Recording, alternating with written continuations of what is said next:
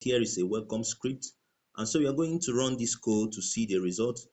So this code will print PyCharm if the name of the PyCharm document is main.py. So the if statement says if the name of the PyCharm is main, it will run the code. And so let's look at an example of hello world. So you're going to print hello world, and then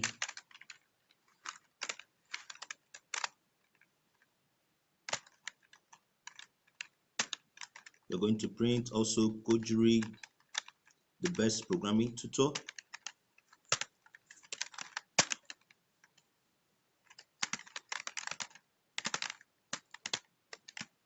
And so we are going to run this code to see the result.